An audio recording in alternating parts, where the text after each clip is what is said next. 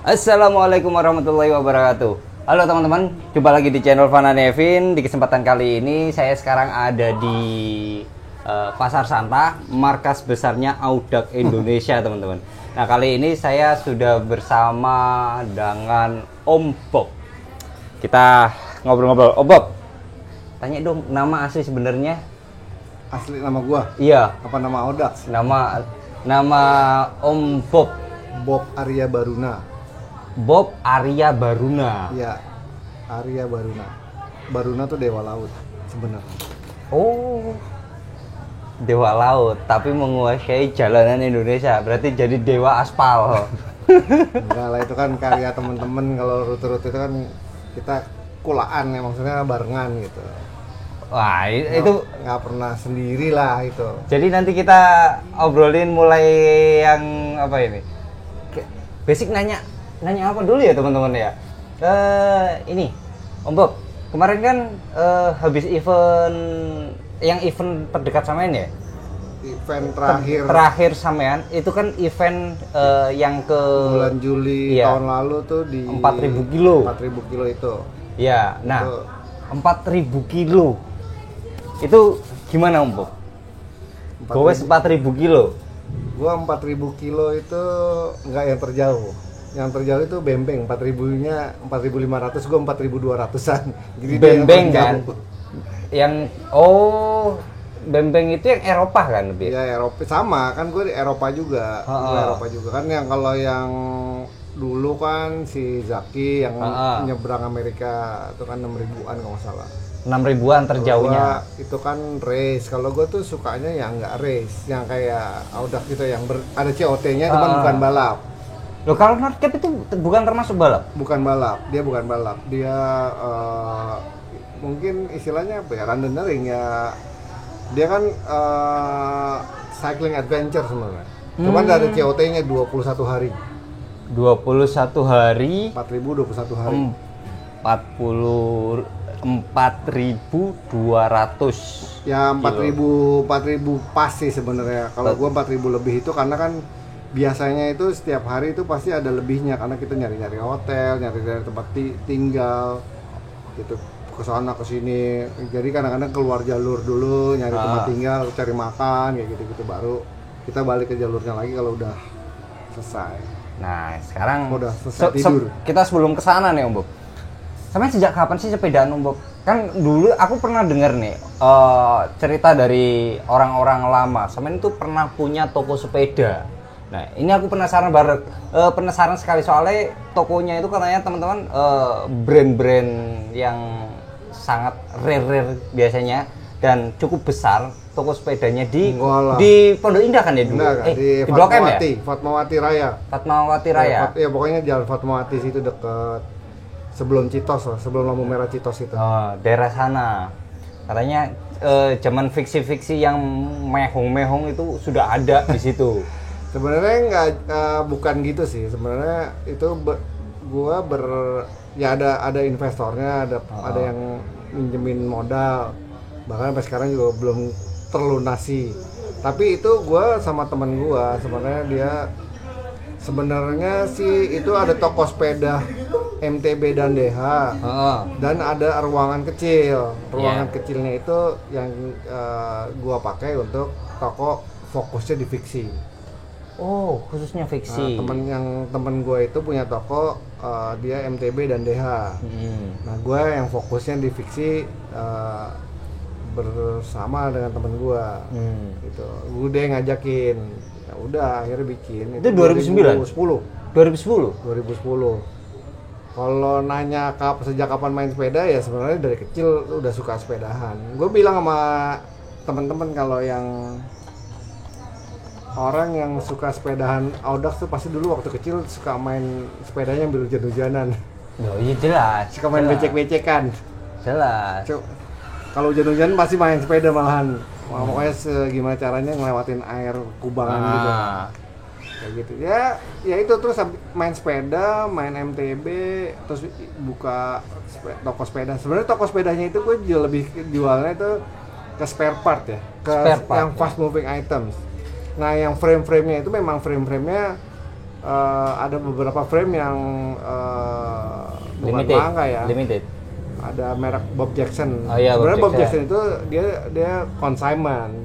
Tapi dia hanya ngejualnya di tempat gua. Oke. Bob Jackson itu kan harus dari Inggris langsung. Kebetulan teman gua yang punya koneksi ke sana, dia pesen tapi di Jakarta dijualnya di tempat sama gua. Sebenarnya jadi nggak ada yang jadi Bob Jackson itu dia ada beberapa, dia kerjasama sama sebuah brand juga, ada teman gue jual, cuman itu bukan asli juga, cuman yang benar-benar dari Bob Jacksonnya hanya di gua. Oh gitu, berarti pegang brandnya ya? Iya. Distributornya. Jadi bukan distributor ya, beli putus dah sih sebenarnya. Cuman kita aja sih yang jual waktu itu, dan nggak banyak barangnya, nggak banyak. Berarti 2010 itu aku zaman masih kuliah. Aku zaman 2010 itu mau beli fiksi, merasa mahal banget. Dan aku akhirnya bikin fiksi itu dari bahan sepeda. Ya, cari di rongsokan, karena kan beli kan nggak mampu, Bang. Ya. Nah, akhirnya cari di rongsokan, dapat dikiloin 40.000. Tak cat sendiri, terus doltra apa ya istilahnya, yang bagian belakangnya itu potong-potong ganti DO-nya drop outnya ganti jelas. Ya. Itu terjauh kalau aku zaman itu 2010 gowes Lamongan Madura, karena kuliah di Madura kan. Nah impiannya lihatnya kan di Jakarta kan dulu kan, di Jakarta itu sudah ada sistem hub fiksi yang bisa di lock. Flip flop dia. Iya, flip flop. Yang bukan pakai kuncian ini, pakai kuncian kan. Dia modelnya kayak MTB gitu loh. Itu kan cuman dulu tuh lihatnya antar di Amerika ngecek di Google ada yang jual di Jakarta, nggak tahu di mananya itu. Itu mahal sekali. Ya sebenarnya konsep fiksi itu bukan konsep fiksi itu lahir, kalau yang gue tahu kan dari mereka yang nyepeda sebagai kurir dengan barang bekas. Iya betul, barang rongsok. Yang di Amerika kan. Ya, cuman kan si industri sepeda itu akhirnya kan ngelihat bahwa itu ada celah market. Jadilah terus mulai kan semua kan boom, ngambilnya kan dari track bike itu. Betul. Dari track bike. Dari track bike ya biasanya kan kenapa mereka pakai fiksi ya karena low maintenance, nggak ada apa-apanya, nggak ada rem, nggak ada apa, pokoknya apa adanya nemu di jalan jadi. Tapi gitu. keren banget zaman itu. Itu aku pakai sebenarnya fiksi.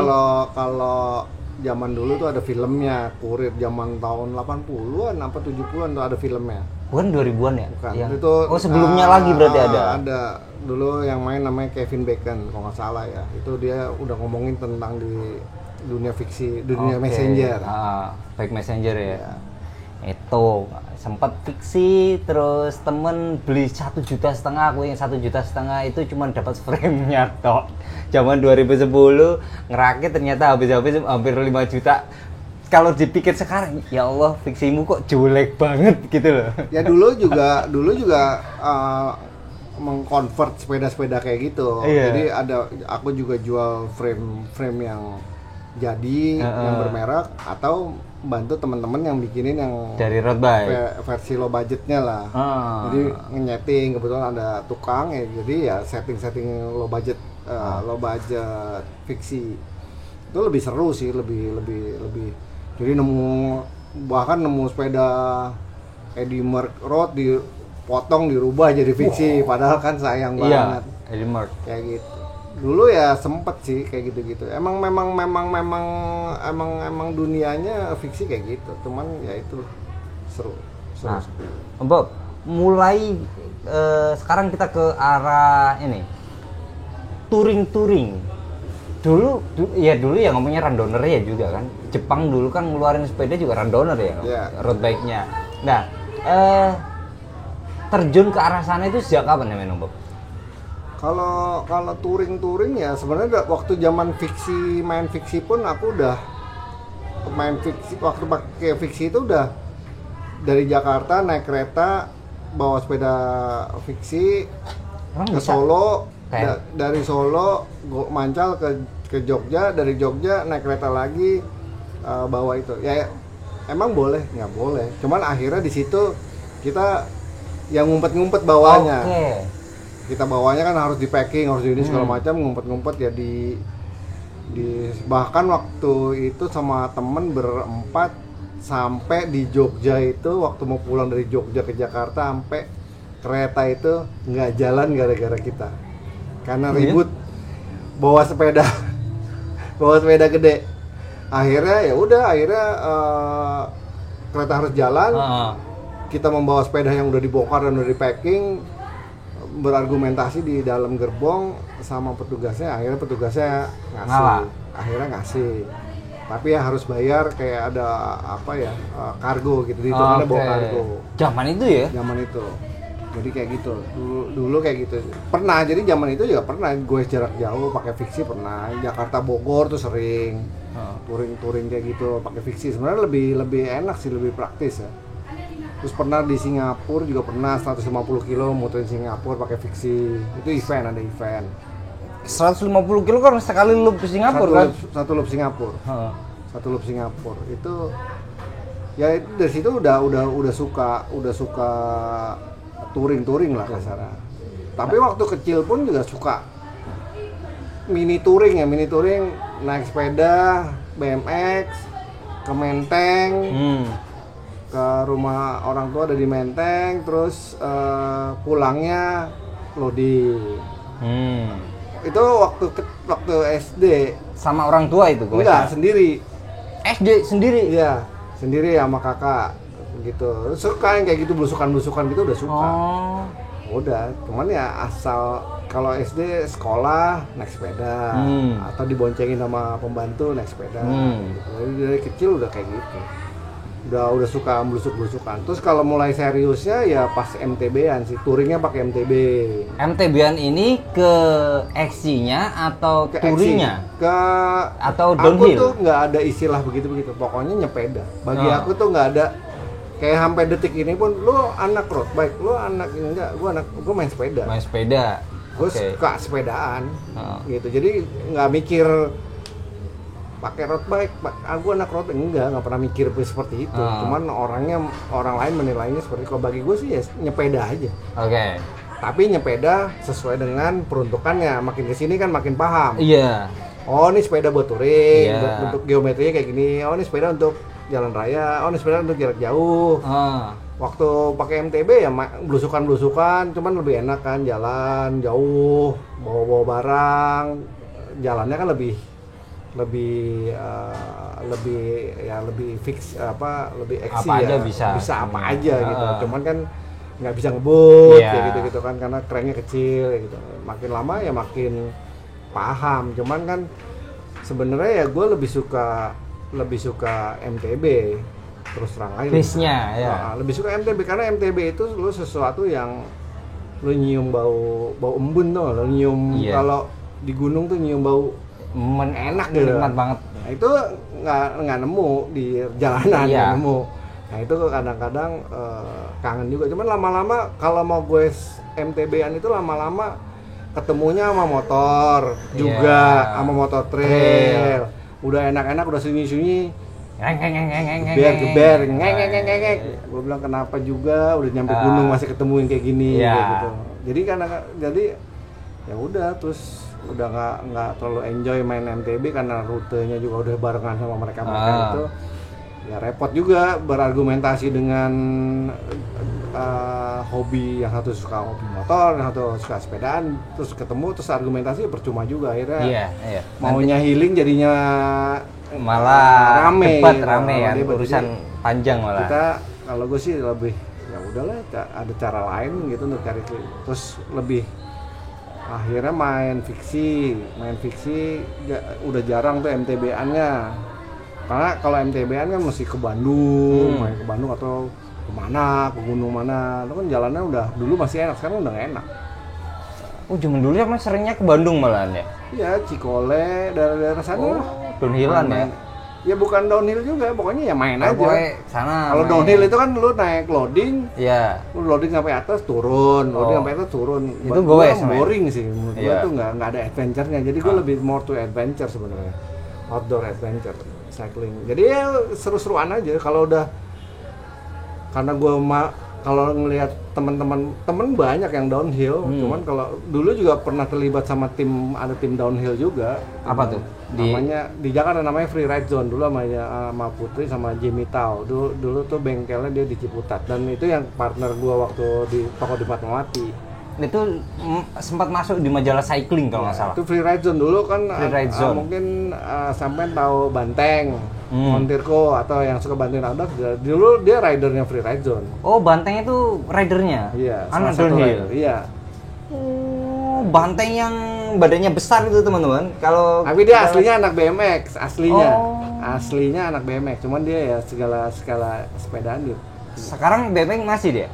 Udah. Kadang-kadang aja kan terakhir waktu di Jogja itu karena ada lapangannya Iya. dia pakai. Terus ya semenjak dulu dia udah jadi montir di tokoku Oh. dari dulu.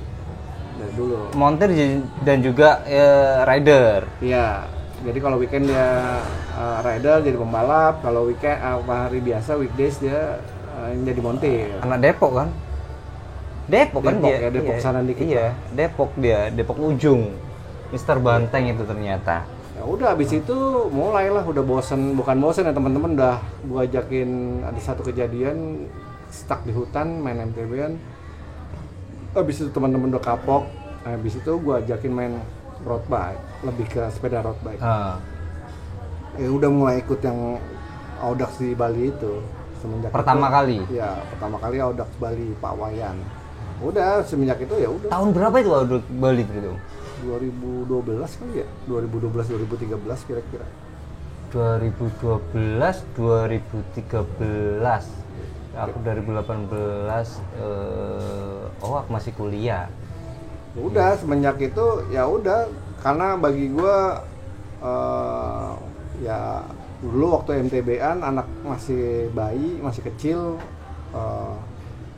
gue tinggal tuh. Gue tinggal main sepeda kalau weekend. Cuman kan makin gede, Nempel. TK nggak nempel juga. Kalau TK atau preschool gitu kan dia udah ada kegiatan, misalnya melukis, les, ya, itu weekend weekend. ya. Jadi gue nggak bisa nganterin, jemput, Oke. nganterin. Ya itu jadi akhirnya ya udah main yang gampang aja deh. Ya udah main yang sepeda di aspal aja. Oke. Jadi mau main MTB-an apa yang di aspal aja, yang deket-deket aja. Ya, kalau untuk pertama kali event touring berarti pas di Bali itu men? Bali, Lombok itu yang event ratusan kilo ya. Ratusan kilo. Pertama kali gimana rasanya men? Gua sih karena gua itu memang suka, ya Dan sudah udah. biasa. Bagi gua tuh nggak ada kan, kalau anak-anak kan suka ketemu teman-teman, Bob panas nggak, Bob rutenya nanjak nggak, Iya biasanya. rutenya gimana, susah nggak. Gua nggak pernah gue pikirin, Eksekusi dulu aja. karena ya udah selama sepeda lo ada giginya, Ah. sepeda lo ada bisa ngoper, ya udah Remnya aman. nggak usah dipikirin. Ya itu part of the cycling. Iya, Nanjak, iya. turunan, angin, panas, Bumbunya. segala macam, deh itu bagiannya. Kalau lo nggak suka, lo nggak masih mikir kayak gitu, ya udah lo Iya. bukan sepenuhnya bukan suka sepedaan, ya lo cuman nggak tahu lah istilahnya apa. Jadi Ya. gue nggak pernah mikir, misalnya ya pernah kejadian 2 tahun lalu sama Agus, koncoku, gue mau ke Bajo naik sepeda, lo mau ikut? Ayo, kapan? Ya besok aja. Berangkat. Yang Mas Agus biasanya itu. Iya, ya berangkat ke Flores. Oh. Kayak gitu. Jadi nggak pernah mikir rutenya ini, ya udah berangkat aja gitu. Gas aja dulu. Biasa aja. Orang sama aja. Mau lu mau goes dimanapun di Indonesia sama aja. Mau nanjak, mau turun, mau gradien 20%, 15%, sama aja. pasti ada tanjakan, pasti ada turunan. Kalau di Indonesia. Ya dimanapun ada tanjakan pasti ya. turunan. Beda kalau di luar negeri, di luar negeri faktornya kan cuaca. Cuaca kita nggak ya. biasa. Itu aja udah. Selainnya selebihnya mah sama aja. Kalau gue makanya gue nggak pernah mikirin, nggak pernah aduh susah rutenya. Ya cuman misalnya tiba-tiba gue harus ngelewatin rute yang susah, misalnya terlalu teknikal ya, gue harus tahu skill gue di mana. Kalau skill gue emang nggak nyampe ya jangan dipaksain juga gitu. Nah itu masalah teknikal ya.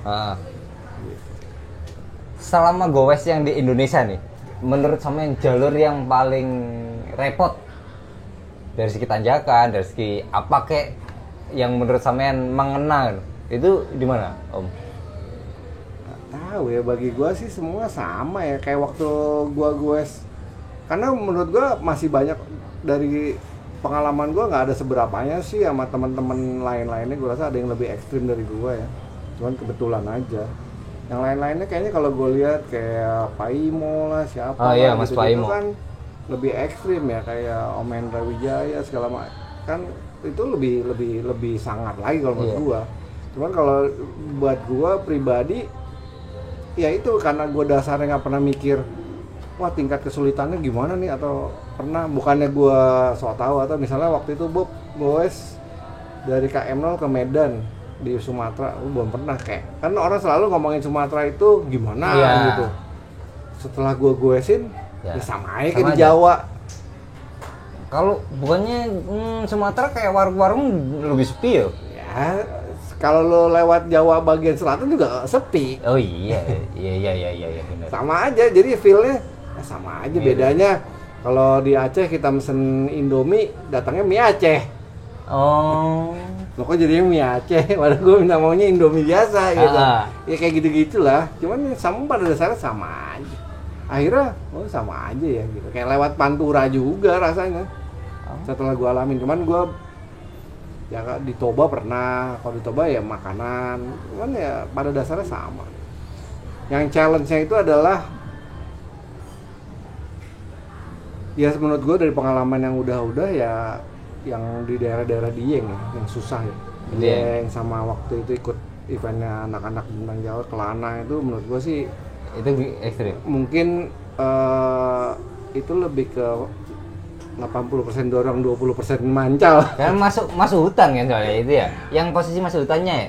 Ya manapun loh, ada jalanan aspal, jalanannya lumutan. Iya. Gradiennya kayaknya 20-an, iya. Udah lumutan 20-an ya gua nggak sekuat Tombro atau nggak sekuat Bembeng, cuman maksud gua ya udah itu paling kayak gitu doang itu toh selesai juga under COT gitu kan. Toh kalau gue kan yang penting target gue under COT, bukan target gue podium. Mungkin ada beberapa orang yang kalau ikut event race targetnya podium. Kalau gue sih enggak ngejar podium, buat apa juga, gue udah tua juga ya kan. Udah tua teman-teman. Umur berapa sih? Umur 60 ya? Belum 60, hampir 60 masih lama lah. Kan 55 lebih ya? 56 teman-teman, 56 tapi wis 57 melalang tahun ini, 57 tahun ini dan udah melalang buana kemana saja. By the way, tadi kan salah satu Paimo itu menjadi salah satu apa ya, kayak orang ini, yang orang Indonesia pertama aku notisnya ke Paimo dulu, yang akhirnya seneng sepedaan jarak jauh.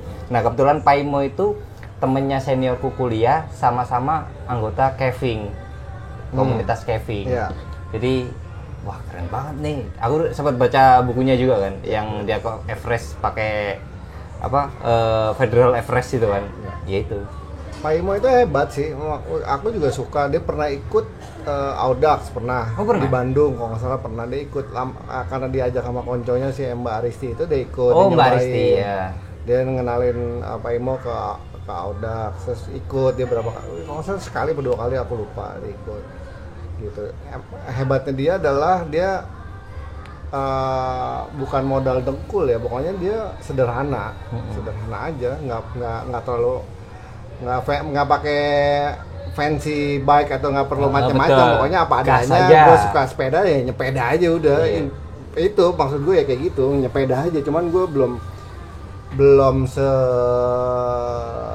mau sih, kayak dia mau, cuman gue nggak tahu, semoga dikasih kesempatan hidup lebih lama aja, gue bisa kayak dia gitu, kayak dia lah pokoknya peda kemana aja gitu, keliling ya cuman itu. Nah kalau Teh Aristi itu kenalnya karena kebetulan yang seniorku yang sama-sama temennya Pak Imo itu ini satu omnya Teh Aristi itu kan yang foundernya Hikespi itu kan, yang ngurusi Gua Jomblang di Jogja itu kan. Nah itu nyambungnya di situ. Oh akhirnya pas di Bogor juga nyambung gitu. Aristi juga hebat juga. Aristi, Luar biasa. Aristi itu waktu dia mau ke Cina itu kalau gua nggak salah ya, dia itu pernah mampir ke bengkelku yang di Fatmawati itu untuk nggak tahu lah, entah bike check, entah setting, entah apa, dia pernah mampir ke situ, cuman aku belum kenal dia. Cuman aku denger kan misalnya siapa yang ke toko gitu, kayak gitu banyak kan, itu dia pernah mampir kalau nggak salah, banyak kok.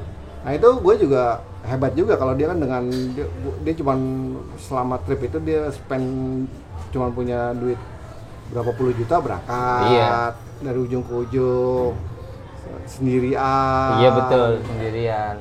Terus dia dokter gitu kan, hebat sih. Cuman dia emang suka PHP tuh. Iya, pasti.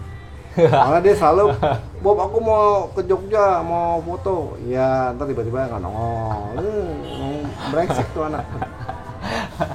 Aku pas waktu pertama kali touring yang sepedaan pakai sepeda lipat Bogor, balik pulang ke Lamongan itu dipantau sama Teh Aristi kan. Gimana kondisi gini, seperti itu. Itu awal pertama kali goes sejauh itu. Kayak impian yang dulu pernah, kok kayaknya aku pengen banget ya. Nah, akhirnya keturutan di. Ya dia tuh dia Pak Imo ya, itu orang menurut gue sih dia orang-orang lawas. Orang ya salah satu panutan gue juga, maksud gue inspired by mereka juga gitu. Dan mereka cuman ya mereka udah lebih awal gitu, lebih awal. Waktu itu gue belum sempet aja karena waktu itu gue ada usaha jadi nggak sempet aja. Dan menyesal juga kenapa nggak dari awal gitu. Nah, apa namanya? Kenapa bengkel selesai? Kan seharusnya rame ya dulu. Bengkel selesai ya apa ya? Ya ada nggak kepegang aja, nggak kepegang aja sih sebenarnya. Jadi ya gue udah warning ke yang ngajakin, gue bilang nggak mungkin kepegang 100% karena gue ada usaha juga waktu itu, nggak mungkin. Jadi ya udah akhirnya nggak terkontrol aja, udah nggak terkontrol. Harusnya sih berpotensi sebenarnya, sepedaan buka toko sepeda itu berpotensi. Nah sekarang kita ke segmen yang keluar ini. Goes keluar pertama kali kapan Bob? Yang ikut event luar pertama kali itu 2014 atau 15 ya, gue kok jadi lupa. Itu ke Port Albany, Port 1200 kilo. Emang sudah ada event kayak gitu ya zaman itu ya? Ya kan Audax saya dari tahun 1890. Oke. Audax itu tahun 1890-an, udah 100 tahun. Udah 100 tahun dia. Itu udah dari dulu emang ada, cuman kan dikenalnya di bumi Indonesia itu baru, nggak sebanyak orang yang suka kayak gitu-gitu kan, lebih berkiblatnya kan lebih ke UCI ya, berkiblatnya lebih ke Tour de France kayak gitu-gitu. Makanya banyak event yang formatnya kayak TDF, yang kan perjuangannya lumayan lama ya untuk memperkenalkan format unsupported itu atau self-support cycling atau goes mandiri itu kan sangat, ya itu kalau dari kecilnya suka hujan-hujanan main sepeda ya itu cikal bakalnya lu jadi randoneering karena nggak mikir gitu kan. Karena ada yang males hujan, males habis becek nih. Kalau gue mah udahlah cuci aja lagi sepedanya, sepeda gue kotor ya lo taruh di museum, lo kacain lah. Kalau gue bingung gitu, ada orang yang gue malas sepedanya kotor nanti lah, nggak ngerti gue kayak gue salah satunya penganut gitu, karena tinggal dicuci lah. Kalau kotor ya semprot, beres. Kalau males ya ke tempat cuci motor aja ibaratnya kalau Iya. gue kayak gitu. Jadi ya untuk mengenalkan format-format kayak gitu ya baru-baru aja kan, dengan adanya sosmed itu juga kebantu tuh, orang mulai gampang cari event-event kayak Transkontinental segala macam. Dulu juga gue mau daftar, cuman kan nyari rute sendiri di dunia Eropa itu emang kita paham rute sana kan repot. Yang transkontinental itu ya? Iya, kayak dulu kayak gitu-gitu sempat kepikiran, cuman balik lagi wah formatnya race, terus mesti cari rute kan, kita Bikin rute sendiri ya? mesti tahu rute, even bikin rute di Jawa aja kita mesti survei. Kenapa? Iya kita survei ke sono. Double. Ya kayak gitulah, jadi ya tapi ya bagus lah si Bembeng udah ikut bagus. Nah, Udah ada yang- berarti kan sejak 2014 ya. 2014 itu sudah pegang Audax men? Belum. Itu mah baru ikut aja. Yang 2012 kan di Padang aku nggak ikut. Yang Audax Runners Indonesia ya. Yang Ari pegang. Ari jalanin kan Audax Padang, terus Audax Borobudur, orang Jogja tuh 2013 apa. Terus habis itu aku ikut yang Audax Borobudur 300 kilo, terus ikut yang Audax Bali 400 kilo, terus habis itu baru ke Australia sama teman-teman. Itu ikut 1200 kilo, cuman dengan pengalaman yang minim banget ya, baju nggak ada yang tahu, bawanya kayak apa, Garmin juga nggak punya. Emang dulu sudah ada Garmin? Oh ada ya, 2000 Ada. yang basic ya? Ada lah, dari dulu mah udah ada. Kalau 2014an segitu berarti Cyclocom ya? Sudah ada? Iya. Yang kayak apa ya, yang 5.000 apa 500 apa 510 kan ada seri-serinya. Oh, oke. Yang bahkan aku dulu pakainya e-track. Tahu teman-teman, e-track itu zaman dulu kita kalau untuk ngesar atau naik gunung paling murah pakai e-track basicnya. Kalau e-track itu aku pakai dulu itu karena dia pakai baterai double E. Betul. Memang dia bulky. Kalau buat running Irit atau banget. touring kan nggak peduli Iya. aerodinamis atau whatever atau enteng. Yang penting kan dia baterainya habis, tinggal ke minimarket cari yang alkalin, baterai alkalin, tempel hidup. Gitu. Lama-lama kalau e-track itu sebenarnya nggak dipakai lagi karena tombol-tombolnya plastik-plastik itu Banyak suka kalah. rusak. Iya, cepet kalah. Terus nggak ada dia. gantinya, Iya, cepet spare aus. partnya. Jadi pada getas, pada bolong-bolong pencetannya. Sampai sekarang kan itu penyakitnya Garmin kan? Ya, penyakit. Ya, jangan dibahas lah. Brand itu brand. Iya, Bukan ya, penyakit. ya enggak mayoritas Cyclocom lah ya kan. Ya. Penyakitnya kan memang seperti itu kan. Bukan hanya itu, jam juga kan kadang kayak gitu juga. Tombol-tombolnya. Mungkin itu karena pengaruh keringat juga sih. Keringat kita juga mempengaruhi karet-karet segala macam cepat rusak. Kayak drifter kan lama-lama juga karatan gara-gara keringat. Betul. Kayak gitu. Itu ke Australia, samain bareng teman-teman randonner itu. Ada teman-teman dulu, ada kelompok teman-teman yang niatnya mau ikut Paris-Brest Paris di 2015. 2015. Itu berarti gue 2014 tuh ke Australia, 2015 tuh ke PBP. 2014 kalau nggak salah, lupa gue kok jadi lupa ya. Finish tadi. Yang 2014? Iya. Enggak, ya tentu tidak. Jas hujan, jas hujan motor. Beratnya ampun-ampunan. Pokoknya nggak punya, itu dinginnya minta ampun. Dinginnya itu gue ke arah ke kutub selatan. Arah Australia bagian bawah tuh arahnya ke kutub selatan. Itu dinginnya minta ampun, itu pengalaman tuh, bajunya nggak ada yang proper, navigasi nggak punya, pakai HP. Terus 2014 Terus- HP berarti pakai Sony, udah pakai iPhone. Kalau gue mau udah pakai iPhone, mohon maaf. orang kaya. Enggak juga. Orang punya. Dia demen banget kayak miskin kan, bisa dikasih, bisa apa, di endorse. iPhone berarti 4S, bukan 4S, 3. Lupa gua. 3. Wah, pokoknya Saya kalau seri dulu. dulu soalnya CEO-nya suruh pakai namanya, disitulah gue kenal dengan Redmi GPS karena waktu itu CEO-nya Redmi GPS. kalau pakai telepon pakainya apps-nya Redmi GPS. Yang ada di Ada apps juga. ya, pokoknya di situ pertama kali gue Keren. tahu aplikasi itu. Gitu. itu nggak selesai itu paling, soalnya Australia lumayan ketat pada saat itu. Jadi pada saat ketemu di CP, panitianya langsung, gua nggak boleh start, gua harus tidur, lu kurang tidur, lu nggak boleh start. Sama gitu, Om. Iya, memang harusnya kayak gitu dan harus nurut. Cuman di sini doang yang lo negor peserta di mau omelin ya di sini aja. Ya kan bukan zaman pas di Australia itu unsupported juga. Iya. Tapi kok pakai acara kayak gitu? Itu kan gua. Dia kan regulasi kasarnya, regulasi dishubnya. Kalau negaranya bikin aturan seperti itu ya lu harus misalnya lampu. Setiap event dan setiap negara itu beda-beda. Gitu. Lo misalnya, enggak kok gue di Amerika ikut Audax boleh kok gini, ya itu Amerika. Kayak misalnya di Singapura, lu mana boleh peletonan lebih dari 10 sepeda, nggak boleh. Coba aja. Coba aja lo gue di Singapura naik road bike ber-20, ber-30 gitu kalau nggak ditilang. Aku pertama kali keluar negeri ya cuma di Madura doang. Jadi kayak gitu. Jadi pada saat itu lu kurang tidur, bahaya, lu tidur. Jadi kartu brevetnya diambil. Kartunya itu nggak boleh start lagi. Pokoknya ini gua ambil lu.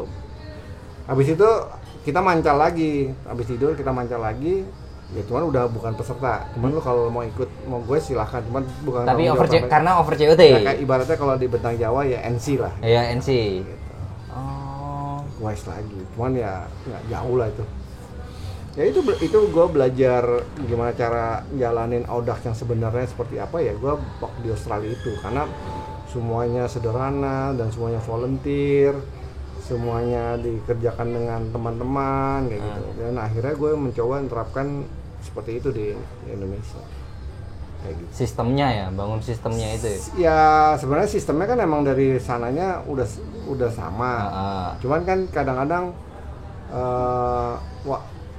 jenis pesertanya beda-beda. Betul. Kalau warga 62 kan maunya dilayani. Iya. Masa main sepeda? Masa lampu merah harus berhenti? Harus dikawal? Biasanya kan kayak gitu. Iya. Karena kan kalau randonnering atau Audax ya lampu merah ikuti peraturan yang ada. Iya. Lampu merah berhenti. Harusnya kan seperti itu. Kayak gitu. Jadi memang awal-awal ya mereka itu yang biasa dikawal ya terkejut-kejut kalau ikut Audax. Lampu merah harus berhenti, nggak ada yang ngawal, kebiasaan lampu merah dibablasin. Menurut gue itu nggak ada edukasinya. Walaupun dikasih ada patwal polisi, ya harusnya ya lu kalau gue kan harus mengedukasi orang. Mengedukasi orang share the road, apa itu safety, lampu depan belakang segitiga kuning itu. Itu kan gue mencoba untuk mengedukasi orang gitu. Safety itu takutnya kalau lu ikut di luar negeri lu kaget lagi disuruh begitu, suruh begini, nggak biasa. Biar dikawal. Kayak gitu. Nah sekarang ke arah yang event terakhir tuh di North Cape North Cape 4000. Itu event tahunan kan ya? Event setiap tahun ada tapi bukan race. Cape base-nya itu anggap mirip rundowner ya? Sebenarnya itu ya randonnering istilahnya, ya unsupported atau gue mandiri itu dengan menurut gue ya itu namanya randonnering. Sebenarnya randonnering itu nggak hanya di sepedaan sih, di lari atau di olahraga lain juga ada istilah randonnering itu. Motoran juga ada. Jadi itu istilah aja sih. Nah, 4.000 kilo under COT ya sama ini kan? 4.000 kilo under COT. Lebih cepat 2 hari dari COT. Persiapannya kayak gimana sama ini, Om Bob? Nah ini persiapannya nggak ada. Kan kayaknya iya makanya itu saya kayaknya nggak pernah goes deh. Goesnya biasa-biasa aja, nggak yang. Gua itu orang yang nggak suka posting. Maksud gua buat apa? Gitu, buat apa? Posting menurut gua sih nggak terlalu yang ambi, yang posting lobis gue terus posting Strava whatever kayak gitu-gitu. Gue nggak semaniak itu sih. Gue bukan budak Strava juga. Gue nggak ambi juga. Yang penting gue setelah sering gagal finish di beberapa event di luar negeri, ya gue akhirnya latihan core, latihan strength training. strength training juga gue nggak pernah posting buat Yeah. apa juga gitu kan.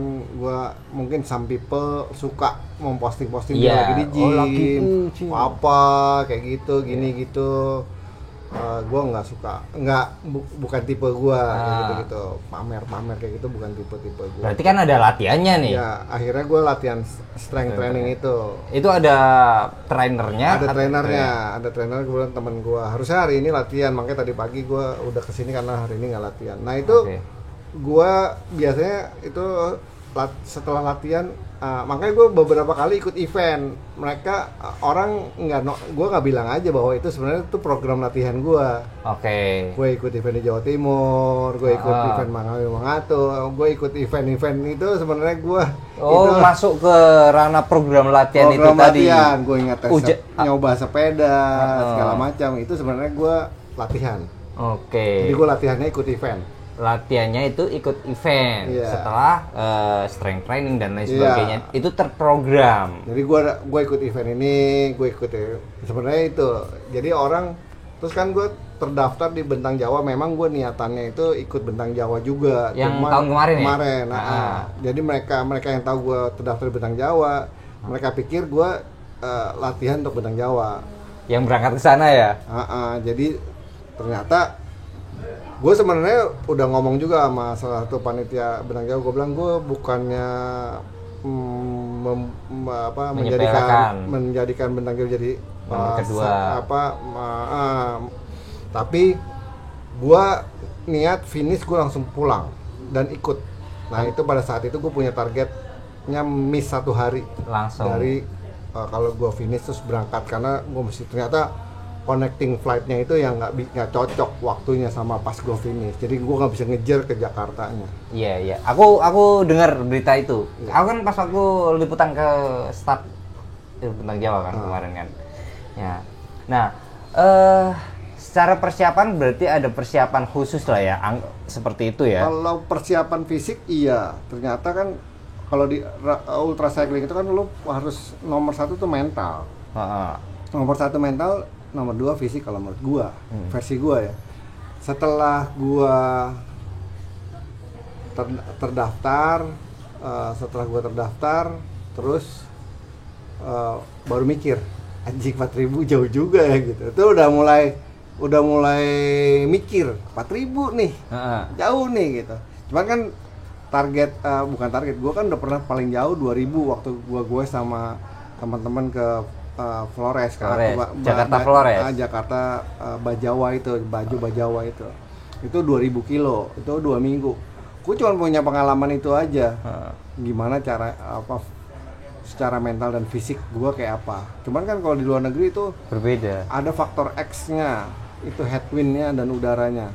Udaranya kita nggak cocok, udah pasti. Mau musim panas, tapi dia buat kita tetap dingin. Musim panasnya di musim sana. Plus ada jet lag. Jadi banyak. Cuman ya gue disupport beberapa temen, ya ada tim supportnya juga. Tim support tuh maksudnya ada teman-teman yang untuk mental support sih sebenarnya. Jadi pada saat gue tuh kalau gue down, gue akan ngechat di WA group itu. Misalnya gue lagi down, gue lagi capek, gue lagi mental breakdown, gue pasti teman-teman yang nyemangati. Sistem support ya. Sistem supportnya ada. Support system ya. Itu harus ada. Karena gue berapa kali gagal dulu itu karena gue ngambil keputusan yang salah misalnya. Ternyata gue istirahat aja dulu, toh waktu masih panjang. Gitu. Nah, kan kalau udah ketiduran dan nabrak tanaman, nabrak rerumputan itu langsung mental down tuh. Mikirnya udah langsung ke anak atau keluarga. Anjing gue bagus nabrak tanaman, nabrak pohon, bukan nabrak mobil. Oh pernah ya men? Sering.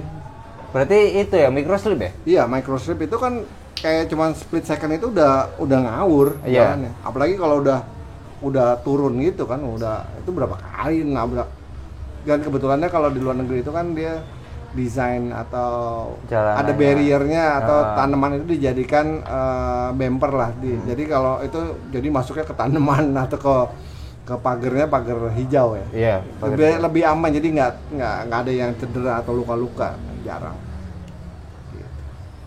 Ya persiapannya kayak gitu. Persiapan kalau sepeda kan udah pernah dicoba di beberapa event yang tadi gue bilang. Gue nyobain sepeda tuh, nyobain settingan sebenarnya, nyobain macam-macam untuk settingan ke North Cape itu. Sebenarnya gue ikut North Cape itu inspirasinya dari temen juga, dari Om George. Dia sebenarnya waktu 2023 itu dia udah daftar, cuman dia nggak start. Kenapa? Karena dia kepikiran masalah yang waktu ada kerusuhan di Eropa itu, di Prancis dan segala macam, pokoknya masalah kayak gitu-gitulah. Menurut gua ya juga udah berangkat aja. Akhirnya dia nggak jadi, dia udah daftar dan dia tidak start di North Cape, nggak start di PBB juga nggak start. Terus akhirnya ya udah gua mulai cobalah. Waktu itu sebenarnya tujuan gua ikut Badland.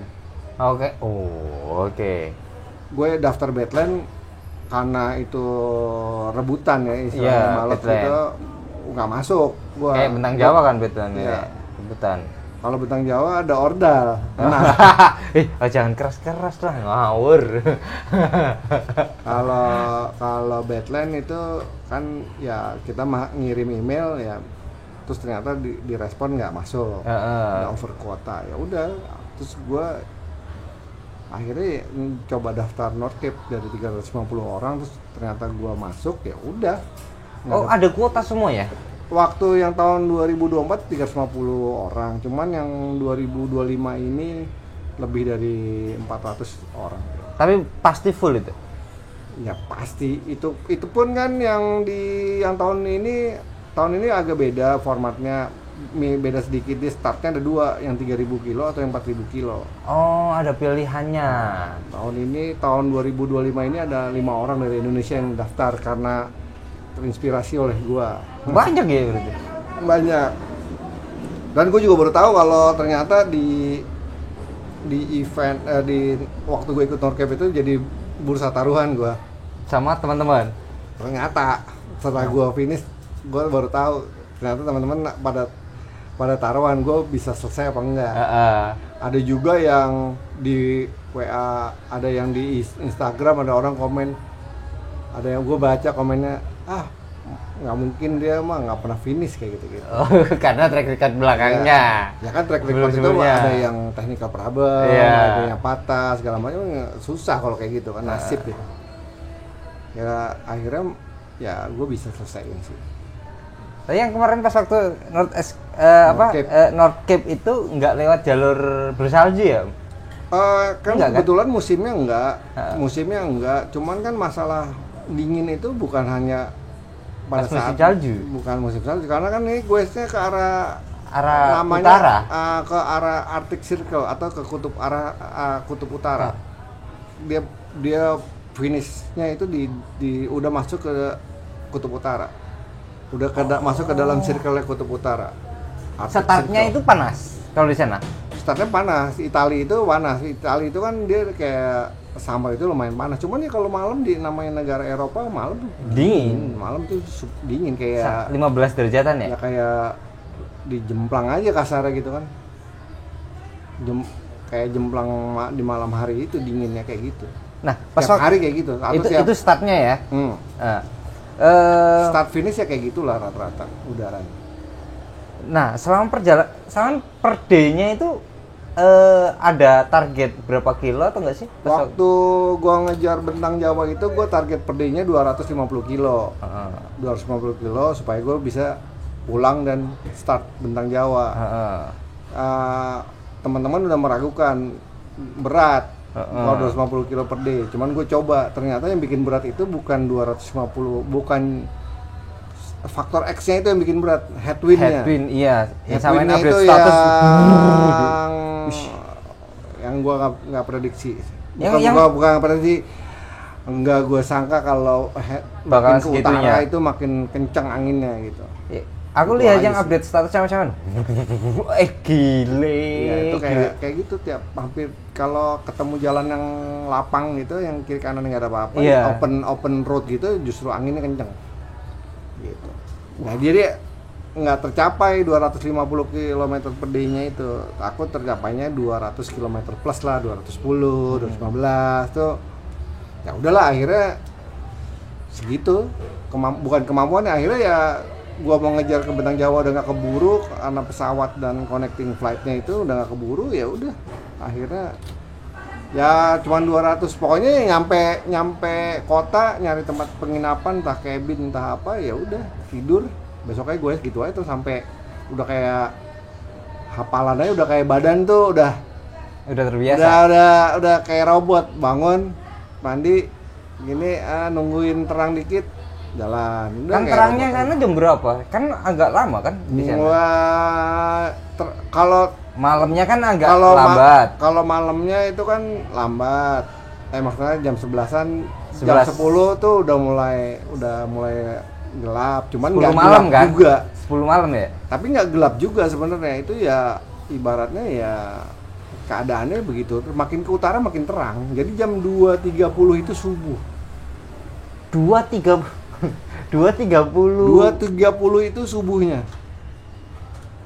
Makin ke utara tuh makin, jadi jam 11 itu baru mau gelap, jam 1:30 itu udah mau terang. Iya. Jadi badan ini gimana ya? Belum Jadi kayak nggak recovery. tidur. Iya. Cuman karena gue punya jet lag, gue pelihara jet lagnya. Loh, malah dipelihara? Ya karena supaya gue bangun pagi udah mancal aja. Oh. Nggak, jadi ya udah kayak nggak ngantuk. Kayak udah orang jam 2.30 udah terang benderang kayak jam 6. Jam 3 tuh kayak terang benderang, cuman tetap walaupun mataharinya kuat kayak gitu tetap dingin banget. Tetap di jam segitu tuh dingin banget. Mulai panasnya itu kalau mulai berasa panas itu jam 9 jam 10 pagi itu mulai terik. Itu Baru berasa panas di kulit ya. Ya, Tapi baru udara panas. dingin. Dingin. Cuman ya panas. Ya kayak di gunung Indonesia lah ya. Jadi kayak gitu. Suhunya di itu. Cuman tuh jam 9 jam 10. Lah, kan sampean berarti setiap masuk masuk penginapan kan gowes nih. Terus masuk penginapan. Berarti hitungannya cuma jam dong. Jadi masuk penginapan itu sebenarnya jam buka. Jadi COT sebenarnya itu adalah waktu check-in hotel. Kalau di Eropa, di negara barat itu, di Eropa khususnya lobby itu ada jamnya. Ada jam-jam Jam masuk. bukanya, jam buka, Oke. jam tutupnya. Lobby hotel itu check-in time-nya itu maksimum jam 7 malam. Atau kadang ada yang jam 8 malam. Jadi Maksimum jadi check-in. COT-nya gue itu. Gue misalnya mau nginep di kota apa, terus hotel apa, terus dia harus sampai hotel jam segini. Ya udah itu dikejar. Harus nyampe, kalau nggak angus. Hotelnya? Iya, nginep bingung Sampai nginep di mana. enggak. Ini hotelnya one day before atau jauh-jauh hari sudah pesan? Mungkin bukan one day before. Jadi itu tim support yang di Jakarta itu atau gue udah punya, kan awalnya gue punya riding plan, bikin versi gue. Habis itu mereka yang menerjemahkan. Oke. Terus habis itu mereka yang Bob, lu nyampe di sini jam segini, ini adanya hotel ini. Oh, paham ya. Jadi udah Mantau jalurnya sampean ya, berarti. pokoknya nanti lu tidur di hari ini lu tidurnya di kota ini. Di kota ini Hotel pilihan ini. hotelnya ini ada cabin, ada camping ground, ada apa. Yang pesen hotel dari Jakarta? Kadang-kadang tim Jakarta. Kadang-kadang tim Jakarta. Tapi lebih sering tim Jakarta Yang pesenin. karena ada yang bayarin. Oh, jadi ini aku inget yang Zaki itu kan sama Om siapa namanya? Yang Bandung itu kan? Itu kan. Dia jadi kayak mantau. kalau gue kayak gitu. Jadi setiap hari udah ada riding plan-nya, kota mana yang akan di. Jadi tim Jakarta itu dari rute udah ngasih tahu. Ada minimarket di mana, ada kafe di mana, ada di jalur ini kafe nggak ada sama sekali. Jadi harus nyetok. Segala macam, lu siapin makanan, bawa bekal yang banyak karena jarak dari kota atau dari kota ke kota ini misalnya 80 kilo atau 100 kilo itu baru ketemu minimarket atau pom bensin. Karena nggak ada warung sana. Iya, nggak ada. Ntar ketemu pom bensin. Ini pom bensin ini bukanya 24 jam. Ini pom bensin ini nggak buka 24 jam. Kayak gitu-gitu. Jadi informasi itu setiap hari ada yang ngatur. Salah satunya timnya ya Agus, Om George sama Mbak Ana bantuin juga tuh tim 3 orang itu yang tim support gua. Oke. yang satu ngasih misalnya Om Jos ngasih target waktu, Bob lu average-nya terlalu pelan, lu naikin lagi average-nya. Pokoknya masalah statistik data gituan dia atau Om Jos. Agus sama Ana nyariin hotel kota apa, terus habis itu ada pilihan ini lu mau di next stopnya 50 kilo atau di sebelumnya, itu dikasih pilihan. Habis itu udah gue di set sendiri di jalan. Ntar kalau ada waktu ya gue booking. Cuman kebanyakan sih tim Jakarta yang bookingin dan bayarin. Kalau nggak solusi. Nah, berarti sponsornya orang-orang. Nggak sampai yang tidur tidak di penginapan ya? Ada tidur di pinggir jalan ada, tidur di parkiran ada. Karena udaranya masih biasanya itu awal-awal, karena di Eropa Selatan itu atau Italia itu masih kalau summer agak hangat. Tidurnya itu pinggir jalan. Bahkan gue nginep di rumah warga 2 kali. Jadi warga dia mantau dari aplikasi tracking. Yang tahu. Tracking, dia lihat, terus pas ketemu di jalan udah jam berapa malam hujan, terus dia nawarin, lu mau nginep nggak nih, kita siapin kamar gini. Ngeri juga nih beneran atau gue kan parno juga gitu. Emang kayak ada yang kayak gitu di sana? Yang kayak apa? Yang kriminal? Iya. Pasti ada. Dia namanya juga manusia. Kriminal pasti ada. Ya jadi gue 2 kali nginep di rumah warga, dua-duanya di Jerman. Satunya gue agak sengsara sih karena gue dikasih di rumahnya di gudang, tidurnya di sofa, heaternya mati. Wah itu udah arah utara itu ya? Menggigil banget sih, asli itu nggak bisa tidur, menggigil karena badan basah semua, hujan, kaki basah, kaos kaki basah. Itu gokil sih. Gue sampai pasti kasih tahu orang rumah atau istri gue di sini ya, just in case kalau ada apa-apa, gue ada kabar, gue di sini pokoknya gitu. Gue pasti gitu. Karena kan kita nggak tahu itu orang asing, benar-benar orang mending di desa, bukan di kota, kan di desa itu di dusun, ibaratnya dusun. Kalau di sini mah dusun. Itu jauh dari mana-mana kan? Ya jauh lah. Jarak antar rumah kan jauh ya. Ya soalnya kan gue sih di jalanan desa, bukan di jalanan utama. Bukan di jalan yang nggak, cuman semuanya bicycle ya, cuman kan di kampung, tetap aja kampung. Kampung, bener-bener kampung. Tapi kalau pas waktu nginep di rumah warga gitu, dikasih minum, kasih apa gitu? Kalau yang di rumah warga pertama di Jerman, dia baik, super baik banget. Dikasih, gua ya bener-bener orang asing kan, nggak kenal. Jadi gue tidur, dikasih lihat di kamarnya, di kamar mandinya, lu nginep, lu terserah, lu mau gue bayar nggak boleh. Terus pas gue bangun gue start, gue bilang gue akan start early in the morning. Cuman kan bahasanya juga susah ya bahasa mereka susah juga bahasa Inggris. Susah. Terus abis itu ya udah gue bangun tidur, di kamar nggak ada yang bangun, di rumah itu nggak ada kehidupan karena mereka baru bangun tuh jam 10-an kan. 10 siang? Iya, jadi gue udah siap-siap di sepeda, gue udah disiapin buah-buahan, makanan, ditaruh di atas sadelnya, ditumpuk-tumpukin. Tapi gue teriak-teriak di kamarnya nggak ada yang nyaut. Mereka masih tidur. Jam 5 pagi kan gue jalan. Jam 5 pagi jalan, ya udah. Terus gue ternyata dia punya Instagram, gue kontak-kontakan lewat Instagramnya, just say thank you. Gue sisipin aja duit, cuma berapa, kayak 20 euro apa, gue sisipin aja, taruh aja di meja gitu. Seru sih. Kayak gitu-gitu. Yang kedua yaitu yang di Jerman. Satu lagi tidurnya di Jerman sih. Itu yang gue bener-bener yang tidurnya di gudang ya. Yang ketiga gue nungguin hujan, gue pas nyampe Berlin atau Munich itu gue lupa. Itu ada, gue ragu hujan gue jalan apa enggak. Karena hujan badai, udah kelihatan tuh awan petir-petir udah kelihatan hujan badai. Kalau gue nggak jalan nanti gue nggak nyampe. Tapi kalau hujan gue males, demek semua. Karena yang gue hindari adalah telapak kaki jangan sampai lecet, karena kalau basah semua kaki kan nggak dilepas itu, nggak pakai sandal, nggak ganti sandal. Ada kan keriput tuh, kan dingin, kan keriput, jadi takut lecet. Cuman akhirnya gue sempet ketemu masjid besar di Jerman kan, dia Islamnya lumayan gede ya. Jadi pas gue lewat, masjid nih, Ya udah, atau pas hari Minggu tuh gua masuk ke masjid, gua berteduh tuh, dingin banget. Gua pertama berteduh di parkirannya doang, di kayak di kanopinya doang gitu. Lama-lama adem ya, terus gua masuk ke tempat penitipan sepatu. Gua masuk ke tempat penitipan sepatu, gua nungguin. Lama hujan nggak berhenti. Hujannya itu ya kan di sana kenceng ya. Terus akhirnya gua bantuin, ternyata di masjid itu lagi ada kayak acara sekolah minggu gitu, apa belajar gitu, kayak pengajian gitu. Oh, ini apa namanya? Kayak kelas minggu lah, ngaji. belajar ya, pengajian gitu. Nah, akhirnya mereka beberes, gue bantu beres, nepetin karpet, nepetin meja. Jadi cari kesibukan aja, karena gue nungguin hujan. Lama-lama ternyata masjidnya mau tutup dia. Tutup. Jadi ruangan itu mau tutup.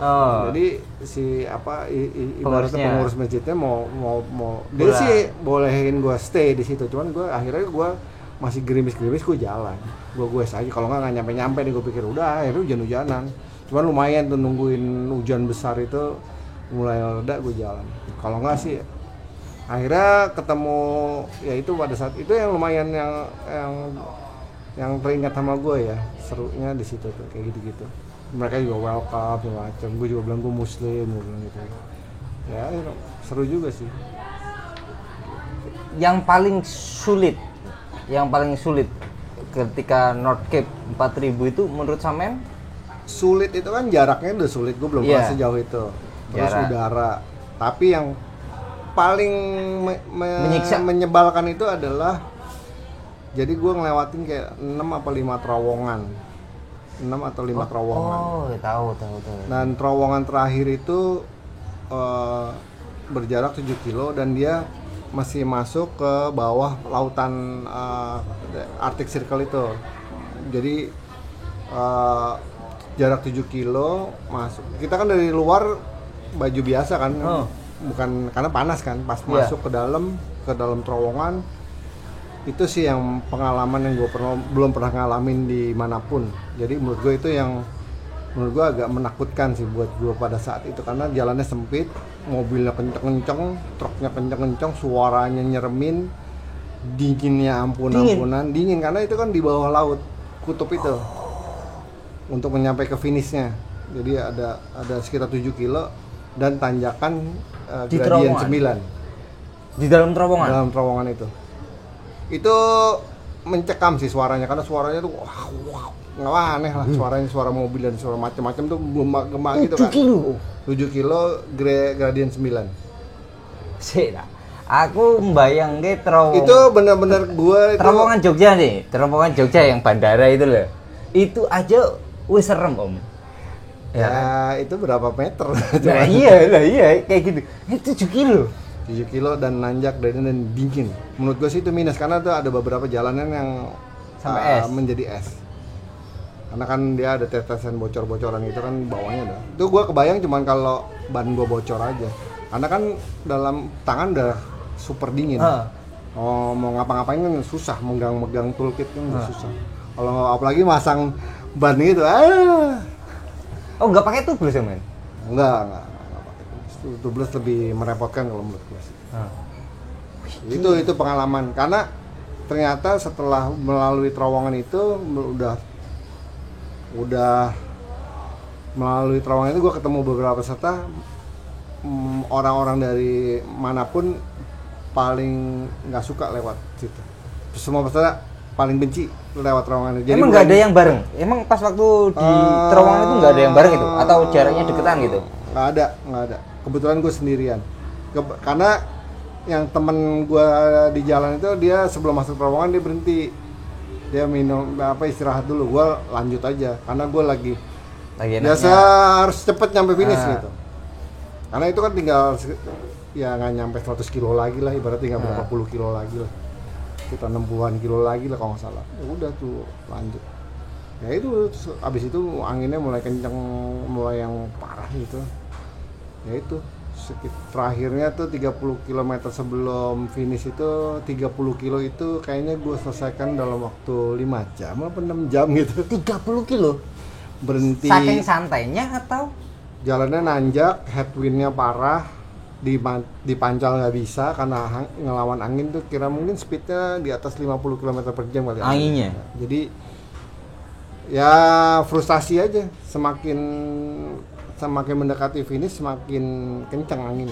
Gitu ya udah gradiennya berat, gradiennya 10 di atas 10 di atas 15 lah kira-kira gitu. Jadi 30 kilo Dorong itu banyak lebih. dorongnya. Dorong mancal pelan-pelan aja. Kalau ngelawan angin itu ya masih, kalau kita diem aja kan nggak kelar-kelar aja, masih pelan-pelan banget. Kalau nggak sih nggak nyampe, akhirnya nyampe. Gile bener. Nah kalau ini ya itu kan yang menyiksa banget itu. Terus ini kan ada teman-teman yang mau ikutan kayak gitu kan, yang misalkan kayak aku yang nggak pernah goes di luar negeri. Terus di luar negeri itu kan nggak ada yang namanya Indomaret, nggak ada yang namanya warung. Nah kayak gitu apa sih tips sampean? Tips karena intensitasnya sampean goes di luar negeri kan lebih banyak daripada teman-teman yang lain lah, kayak gitu kan. Ya yang lain banyak, mungkin nggak terekspos loh. Ya maksudnya yang apa ya, mungkin mereka cuman terus pulang ke hotel. Kalau yang multi days gitu kan ya nggak, yang ekstrim kan Om Hendra juga ekstrim, kayak Cipet yang waktu ekstrim. Cipet sama berdua mereka juga sama Hendra ya, ekstrim banget itu kan di kutub kan biasa. Enggak, kalau yang Cipet itu kan di Eropa juga enggak. Kalau si Hawaii di Alaska yang musim dingin itu. Terus tipsnya ya pertama, kalau menurut gue sih ya mau nggak mau kayak teman-teman yang 5 orang tahun ini 2025 ini mau ikut Nordic, gue cuma bilang lu latihan core deh, latihan strength training. Lu strength training akan melatih lu ya pasti kalau bisa kan gue masih terang. Jadi semua masih buka. Kalau minimarket itu ada biasanya di pom bensin itu biasanya 24 jam ada buka. Ada yang beberapa 24 jam buka. Cuman kan masalahnya adalah biasanya itu bukan nggak ada minimarket. Biasanya mereka kalau kita gue di Jawa ini kan nyari soto ayam aman, ada. Iya. Kalau di sana lu udah ketemu minimarket, terus lu ketemu makanan yang asing, terus mereka nggak cocok di perut. Cocok. Nah kalau gue itu udah bukan mikir cocok nggak cocok, gue harus ada asupan, kalau nggak gue mati nih atau gue kenapa-napa. Makan aja gitu, apa aja telan aja, karena itu udah mesti survive gitu. Ya udah makan aja apa yang ada lah gitu, nggak pilih-pilih. Nah biasanya ada temen yang milih-milih, jadi ya kan memang ada yang nggak bisa, ada yang nggak bisa makan ini, makan ya, A, B, C, D. Masih mau kayak gitu ya lu mau sehat atau enggak? Kalau nggak sehat ya kalau gue sih ya makan aja udah cukup. Kalau gue nggak mikir ya dipaksa lah gitu. Jadi ya pasti kalau yang jauh-jauh gitu kayak kemarin ya gue tetap bawa coklat atau fit bar, bukan fit, maksudnya granola bar yang gue bawa, yang gue suka makan dari Indonesia. Misalnya ada satu brand yang lu suka, itu dibawa, itu buat emergency plan aja. Oke. Kalau misalnya tiba-tiba nggak ada yang lu suka di jalanan, lu nggak makan, nggak ketemu, makan ya itu. Lu ada itu. Jadi di sepeda gue itu ada makanan yang dari Indonesia. Indomie snack nggak ada.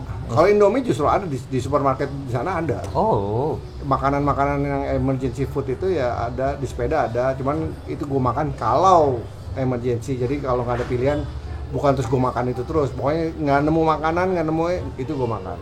Nah, jadi di sepeda gue itu bidonnya itu air putih sama fresh juice yang mix. Terus di feedback itu atau ada kantong makanan khusus, gue satu kotak gitu isinya makanan aja macam-macam tuh, crackers, kentang crackers kentang apapun ya, pokoknya makanan segala manis asin ada, remekin aja di situ, diremek aja. Oh Berarti yang itu langsung diremek gitu ya? Diremek aja biar Oke. biar berarti dilubangin dikit kan? Ya kan pasti udah disobek aja, pokoknya diremek aja. Iya. Soalnya kan di sana kan dingin, berarti kan awet. Iya, gitu kayak kan? makanan misalnya kalau kita beli burger itu jangan pakai mayones atau bumbu-bumbu karena kan akan basi. Kalau misalnya tiba-tiba kepanasan basi dia, sakit perut nanti. Jadi beli hotdog. Kalau makanan-makanan gitu gue udah nggak mikir halal nggak halal, udah gue makan aja. Walaupun itu nggak halal, ya udah gimana? Ya, kalau nggak susah itunya nyarinya ya. karena pernah gue pernah dulu waktu awal-awal gue tiba-tiba kok gue males makanan nggak halal gitu. Padahal biasanya gue makan aja. Cuek aja gue bang. Satu event gue pernah, gue kok tiba-tiba males makanan yang nggak halal ya. Nggak tahu gue kenapa gitu. Yang ada gue nggak survive, yang ada gue nggak finish, sakit. Akhirnya lemes. Ya kadang-kadang setelah itu ya udah.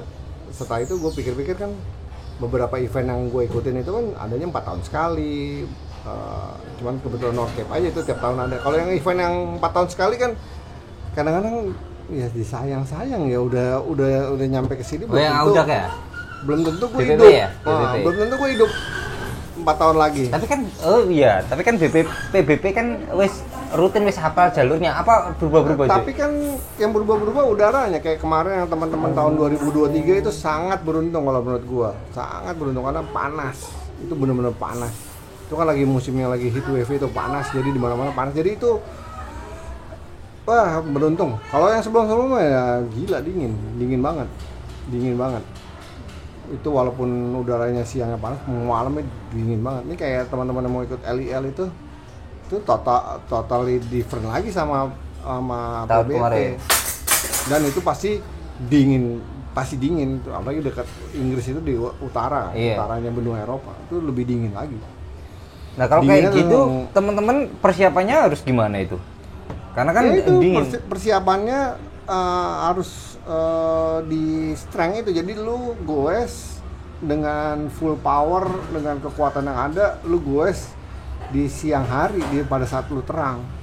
Kalau kewer ya itu akibatnya macem-macem tuh.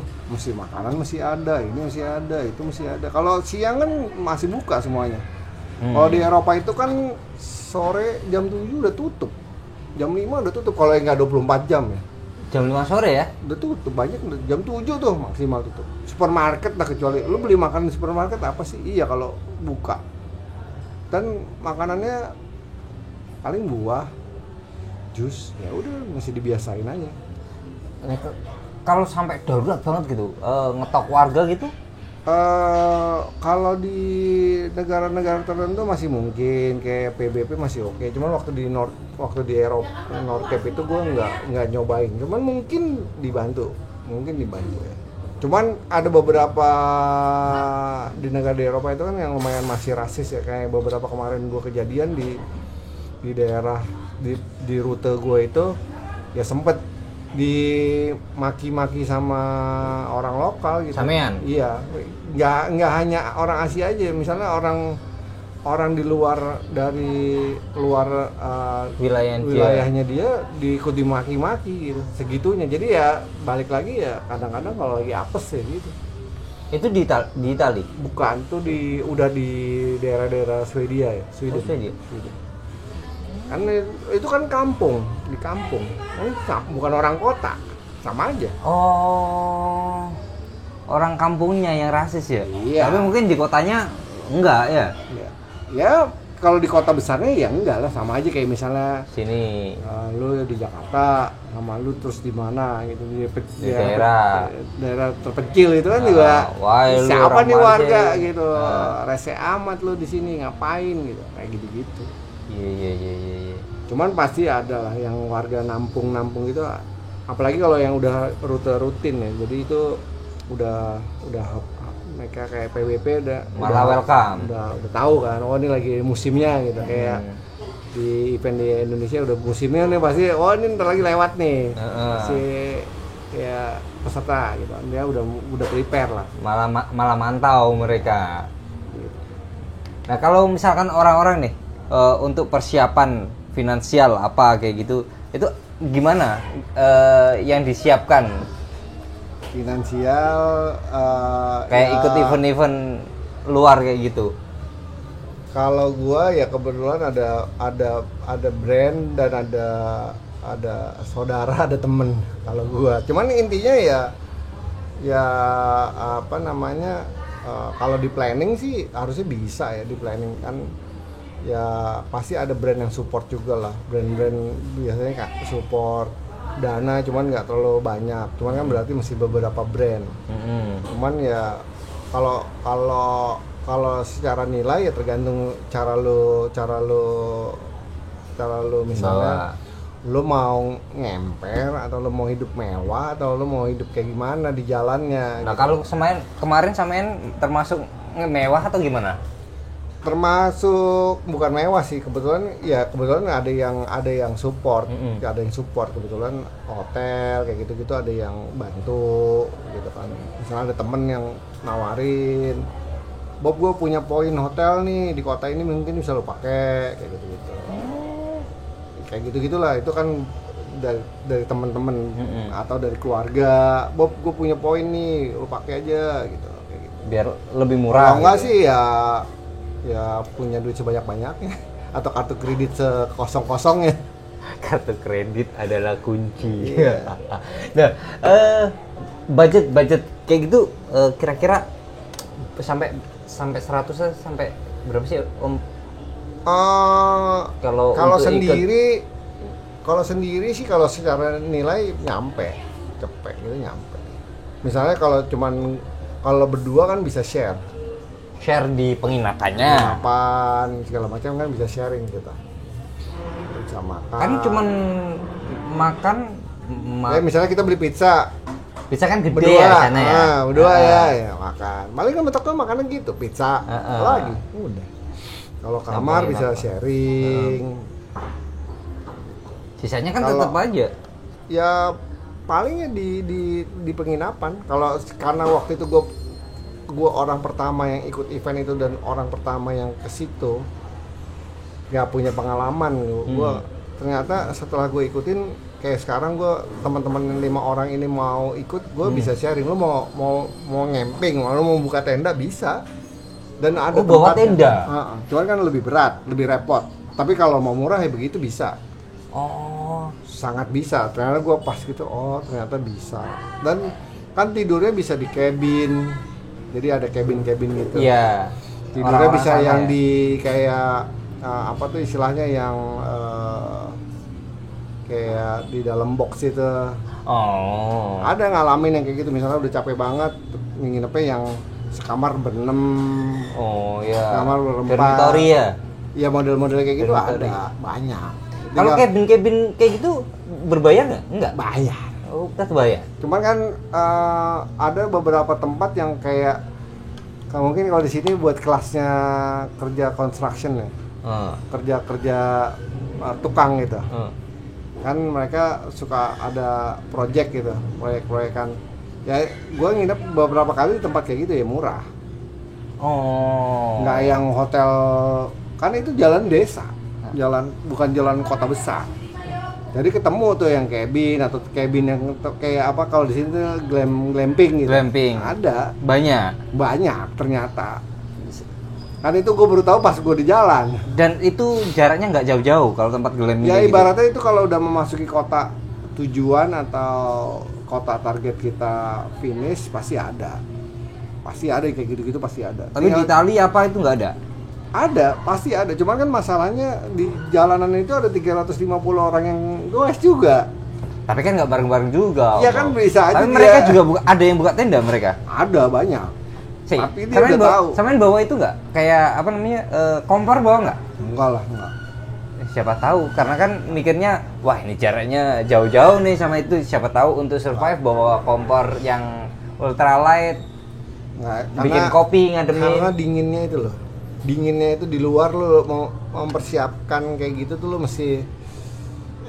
Kalau berdua oke lah, misalnya berdua lu diriin tenda ya, gue nyiapin ini. Kalau ini diriin tenda, beresin tenda, nyiapin ini, bongkar muatannya itu kan, bongkar tas segala macam ribet. Dan kalau orang kita kan nggak tahu. Kita kan cuma tahu kalau pada saat kita nge-Google sebelum start itu kan gila ya. Mana nih gue tinggal ya gitu. Nah iya. Cuma ngeliat di YouTube juga nggak banyak gitu kan. Kan kalau di sana mereka itu orang lokal itu atau orang Eropa itu kan udara kayak gitu buat dia panas. Biasa-biasa aja. Biasa-biasa aja. Ya buat kita kan dingin. Kita ngeliat tuh orang nggak pakai celana pendek, sementara gue udah pakai 3 lapis, dia pakai bib biasa aja. Ya itu buat mereka ya santai. Kecuali Zaki. Mau makan bakar apa nyiapin tenda ya biasa aja. Kalau kita kan udah gini dan redek udah kedinginan. Jadi ya pengalaman ini yang memang investasinya mahal, kebetulan disupport sama temen-temen dan saudara. Cuman kan ini akhirnya orang yang mau ikut event ini gue bisa nyeritakan pengalaman dan kenyataan yang ada gitu kan, nggak based on YouTube atau based on Google gitu. Gue ngalamin, gue bisa cerita apa adanya, nggak kayak kalau lu cuma nge-googling. Jadi bisa gue share kayak lewat channel lu atau cerita-cerita atau ketemu ngobrol-ngobrol. Ya memang tujuan gue dengan cara gue bisa berangkat memaksakan diri secara finansial. Gue juga nggak berlebih. Gue juga minta support kiri kanan, terutama ke saudara, ke temen yang mau support ya silakan aja gitu kan, sukarela gitu. Jadi terus sama waktu itu gue brand nggak banyak proposal nggak sih? Karena biasanya kan mereka belum ada kenal, program, belum kenal sama eventnya gitu. Oke. Gitu. Jadi kebanyakan ya ibaratnya semi malak lah, minta brand. Iya. Nggak, dan nggak kan perlu bikin proposal ya? Iya. Ya bikin pun kalau gue pribadi kan repot masalah visa. Kalau gue udah kirim proposal ternyata visa gue nggak keluar, jadi gue kadang-kadang tuh gak. Gue mau visa gue keluar dulu. Itu kan gue juga berangkat mendadak banget, visa gue keluar 6 hari sebelum gue start. Visa baru keluar. Itu repotnya orang Indonesia ya. Jadi emangnya ngurus sendiri visanya? Iya. Bukan pakai agen? Nah, sama aja, agen kan cuman pesuruh doang ibaratnya ngurusin. Cuman pakai agen belum tentu keterima juga. Bukannya langsung kalau pakai agen langsung ke ACC? Enggak. Tetap wawancara kan ya? Nggak jaminan. Itu kan tergantung track record kita. Kalau track record kita jelek, ya udah nggak mungkin. Oke. Berarti itu kan satu visa untuk semua negara itu kan, kalau Eropa? Kalau kan? Eropa kan iya, kan visanya visa Eropa, Schengen. Jadi ya kayak tiket aja gue belum lunas. Kebetulan aja temennya baik. Tiket sama kan berarti naik pesawatnya berapa kali tuh? Pesawat dari sini langsung naik ke Italia ya? Iya, dari sini ke Italia udah. Dari Italia gue mancal. Sekali kan? Iya. Mancal terus yang di itunya langsung balik ke Indonesia. Apa ada ganti? Dari tempat finish itu di desa, dari desa itu masih ke kota agak gede, dari kota agak gede itu baru naik pesawat lokal. Nah, itu yang nggak bisa kekejar waktu bentang Jawa itu, dari kota agak besar pindah ke airport internasional itu gua perlu 4 hari nunggu pesawat. Makanya itu di situ buang-buang waktu. 4 hari. Iya, karena pesawatnya baru ada gitu. Oh, kayak anggaplah di Papua ya posisi. Iya, di kota. Kecuali gue naik bus 1.200-1.500 kilo. Jauh, capek. Ya seharian lah. Iya, capek. Naik bus, jadi lebih cepet. Sama kayak sini, anggaplah sini Banyuwangi. Habis gue 4.000 bang. Iya kan bisa tiduran. Nggak ada, masa nggak ada sleeper sana? Sleeper bus? Kayaknya nggak ada deh. Kalau mau yang budget kayaknya nggak ada. Capek bawa barang. Nggak cukup 450.000 kalau bus ya kan? Enggak lah, nggak kayak Jakarta, Jogja. Ya tapi sekitar segituan lah, mau 100-an ya? paling jelek lah, siapin 100. Itu kan juga naik bus dari finish ke kota yang ke desa, kota yang ada airport kecilnya itu naik sama bus. naik bus 200 kilo tuh, 200 kiloan. Itu bayarnya murah sih, kayaknya nggak nyampe 20 euro ya, murah, gue lupa, kayaknya nggak nyampe. Itu naik bus biasa. Sepeda bisa naik? Masukin ke dalam kolong, di Oh. bagasinya boleh.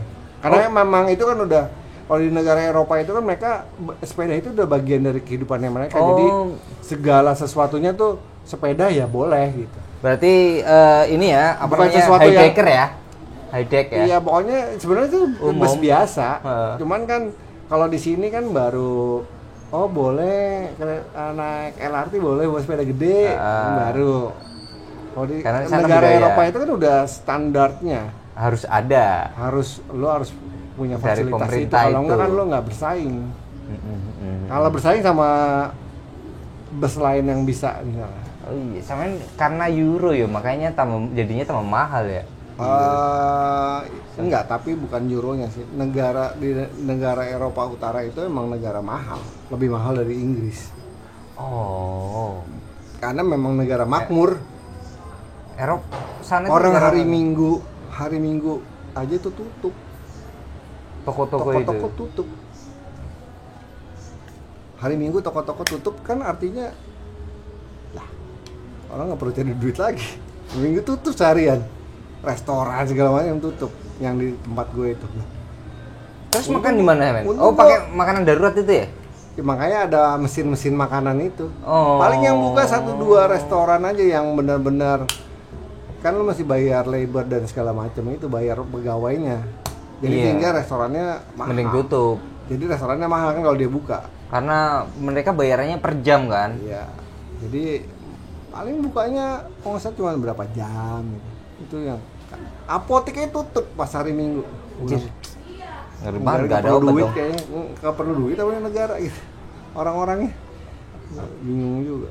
Tapi ya itu gue perginya agak memaksakan diri secara finansial, gue nggak siap. Cuman kebetulan ada support dari teman dan keluarga.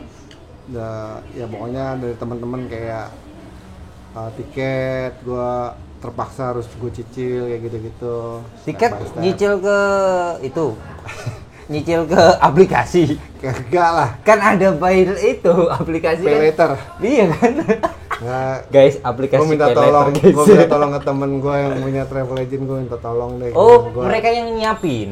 ya gue, untuk tiketnya. gue akhirnya gue itu nggak rencana karena gue nggak nyangka segitu mahal pas di jalan itu. Uang makan. Uang makannya itu mahal. Ya, uang makan, jajannya itu mahal. Jajan makanan di jalannya itu mahal. Karena itu yang gue sangka lah di negara Eropa Utara itu mahal. Nggak, misalnya gue waktu di PBB gitu, ternyata di Eropa Utara Lebih mahal lagi. Per day bisa keluar 500.000 lebih. Lebih Untuk makan dan penginapan. lebih. Kalau nggak ada kartu kredit sih nggak hidup. Untung ada kartu kredit, jadi gue disupport sama kartu kredit. Kartu kredit. Berarti nggak Dan bawa, tapi belum bawa lunas uang, kalau kartu kredit. bawa uang tunai ya tapi ya. Ya sekedarnya aja, takut juga bawa uang tunai kalau dicopet atau hilang. Oh, Jadi berapa kan euro? mereka kan selalu apa-apa pakai kartu Cardless. kredit. Iya. Oh. Tinggal tap doang kan, kalau di sana tinggal tap. Kartu kredit yang unlimited ya berarti. Kagak lah, kartu kredit gue emang gue konglomerat. Enggak lah, cuma ada batasannya berapa paling. Kartu warna hitam tuh ya? Enggak. Warna Biasa, pink. kartu biasa. Warna Gue pink. bukan anaknya koruptor gue. Kok bisa bahas koruptor gitu? Ya, Siapa tahu yang hitam sama yang pokoknya yang nolnya nggak ada. soalnya kalau anaknya pengusaha nggak boleh berangkat. Lo jangan berangkat tuh, buang-buang duit gitu. Ya belum tentu. Kalau pengusaha anaknya ada koruptor dong. berangkat aja terserah kartu. Ya nggak juga. Money laundering. Ya nggak ada. Ya kalau ada boleh lah dikenalin. Tapi nah untuk tahun ini berarti tahun ini target event apa Om? Nggak tahu, nggak agak kapok sama duit ya. Gua kalau nggak punya duit ya udahlah, nggak usah maksa ya. Berarti karena ini belum lunas. Betul. Ada sih, paling udah pasti event lokal aja. Paling yang di luar gue tergantung brand. Kalau brandnya mau support gue, full ini, full support maksudnya ini. Paling enggak 50-50. tiket dah, iya paling enggak 50-50 lah. Tiket kemarin habis berapa sih? Sebenarnya tiket itu nggak mahal. Yang cuman sekitar tiket 50? Nggak nyampe. 25 maksimal. PP. Nah, itu kan gue beli karena gue dapat tiketnya, dapat visanya itu 6 hari sebelum berangkat. Kalau misalkan jauh-jauh hari jauh lebih murah. Iya pasti. Tapi kan kalau gue beli jauh-jauh hari, kalau enggak dapat visa angus. Oh iya. Tiketnya boncos juga. Jadi ya gue ya udahlah. Udah orang visanya keluar berapa hari sebelum start. Mau nggak mau harga pada saat itu lebih tinggi. Nah, ngurus visanya ini setelah keterima di event atau Iyalah. bagaimana? Ngurusnya setelah Daftar dulu di event, dulu, dapat rekomend dari event juga. Itu selalu dapat, cuman itu selalu nggak gue pakai. Kenapa? Karena malah jadi masalah, ntar jadi pertanyaan-pertanyaan.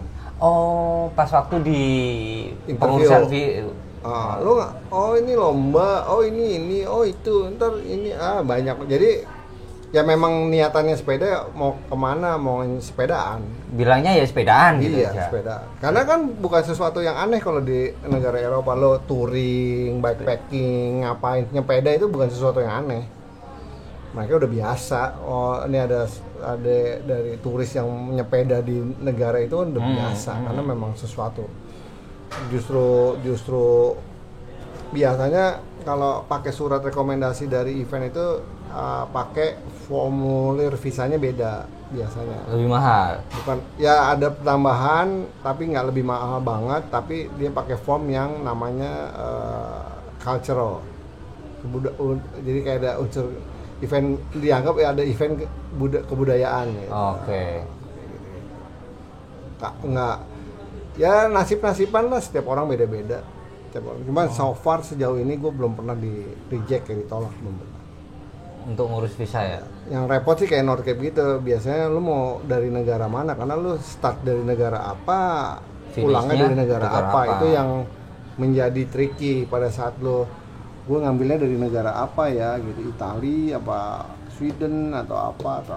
Baliknya ya. Iya, karena berangkatnya biasanya imigrasi di Eropa nanya, lu kok keluar dari visanya dari Italia, tapi lu keluarnya dari kemana sini. bisa dari sini gitu, lu ngapain sih?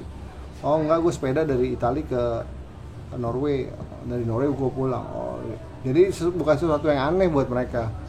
Ceritain kayak gitu tuh, ada orang sepeda touring berhari jauh-jauh, kalau di Eropa kan banyak. Iya. Karena umum emang banget dunianya kan. kayak gitu. Emang dunianya mereka ya udah bebas aja di sana kan. Iya. Sama kalau mereka kesini ya udah gowe sendirian, lu tahu. Iya.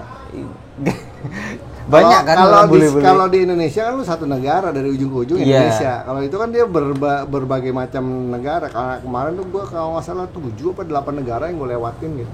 4.000 ya. Kalau di sini satu negara nih 4.000 nih. Dari ujung ke ujung sampai Papua nih. Indonesia tetap. Kalau di sana kan nggak ada berapa negara tuh. Nggak sampai 100 juta tuh kalau di Indonesia. Ya, tergantung, kalau lu nginepnya di hotel bintang 5 nyampe. Ya kan jalurnya nggak ada yang bintang 5. Resort tuh di Sumba ada. Resort yang per malamnya 20 juta. Ya kalau di Indonesia enak lah. Surga dunia lah. Jadi pada saat itu kan teman-teman udah start Bentang Jawa. Terus gue baca di grup segala macam, teman-teman gue pada komplain lah ini dalam hati gue. Lu cobain dulu gue di sini, dinginnya tiap hari kayak gitu, nggak ada apa-apaan, lu udah deh tuh surga dunia lu, Joes di Jawa udah bener-bener nih, lu mau se ekstrim apapun di Jawa tuh, ya udahlah lu gampang, lu pasti ada masjid, ada warung mie instan banyak. Banyak lah kopi, sepedaan. Aman lah hidup, nggak bingung lah. 24 jam ada lah. Ngetok pintu orang masih aman lah ya kan. Mau beli baju di minimarket ada. Mau beli kaos kaki ada. Udah lah. Jadi gue kan waktu itu teman-teman gue udah lo udah surga dunia lo gak usah banyak lu manja lo gitu. Jadi gue bisa ngomong gitu akhirnya gitu. Berarti target tahun ini belum ada kepikiran ya mau kemana? Ada beberapa teman ngajakin, cuman ya tergantung brand sih. Kalau gue sekarang udah langsung tergantung brand lah. Ada gambaran kemana itu?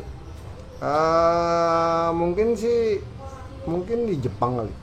Jepang. Mungkin Jepang atau nggak? Oh, nunggu musim panasnya ya? Ya ada nggak tahu lah. Event apa? Event. Gue tuh tergantung brand lah, tergantung yang bayarin kalau gue sekarang. Dia mau bayarin kemana? Nggak mau gue. Bagi gue ya kecuali ada rezeki nomplok ya atau apa. Cuman itu sementara ini gue nggak kepikiran. Nunggu rezeki nomplok gas luar negeri. Kalau tiket sih semoga video gas, ini hitnya banyak dan dapat duit dari bapak ini dibagilah berapa persen lah. YouTube nggak sebegitunya. Soalnya cerita 4.000 gue ini nggak laku loh ternyata. Cuman sampean doang yang baru ini podcast atau Kan dari kemarin kurang bonafit gue. Bukan, dari kemarin tuh kan pengen kesini, cuman Nggak level. ya masih belum sempet. Om Bob juga sibuknya luar biasa teman-teman. Jadi ya alhamdulillah hari ini Ada bisa yang sibuk main. dia nih, Enggak. dia. Ya kan namanya Kalau gue kan ketaker, kesibukan gue ada jadwalnya lu punya ya semua. kan aku anak rantau. Anak udah mulai sekolah guys, udah anak mulai sekolah. Jadi kalau kalian butuh foto sport boleh hubungin saya. Jadi kalau kesibukan gue tuh udah terjadwal. Kayaknya seluruh orang bisa tahu jadwal gue ngapain aja 1 tahun ketahuan. Nah, pengenku juga begitu. Siapa yang nggak mau seperti itu kan? Ya semoga kita bisa berkolaborasi. Siap. Bikin IG live seru-seru, lucu-lucu gitu. Ya semoga lah. Gas pokoknya. Terinspirasi. Ada banyak sih beberapa orang karena gue ikut itu nanya-nanya terinspirasi. Gue diajakin remedial tahun 2026. Iya, lu bayarin deh. Remedial yang event ini. Yang North Cape itu. Karena memang lucu juga sih kalau diulang 4.000 ya. 4.000 ya jauh. Sempet sih berapa kali down 4.000. Waktu mau berangkat aja gue 4.000 banget nih. Mulai mikir tuh. Pas mau berangkat tuh udah detik-detik mendekati berangkat. Berangkat enggak? Anjing 4.000 ya jauh juga ya, bisa apa enggak gue gitu. Tadinya mah cuek aja kayak cerita-cerita gue tadi kan gue mah gue aja. Tapi memang seru juga sih. Ternyata bisa. Kalau gue nggak latihan strength training mungkin ya, karena gue latihan itu ya kebantu. Nah, poin pentingnya di strength training teman-teman.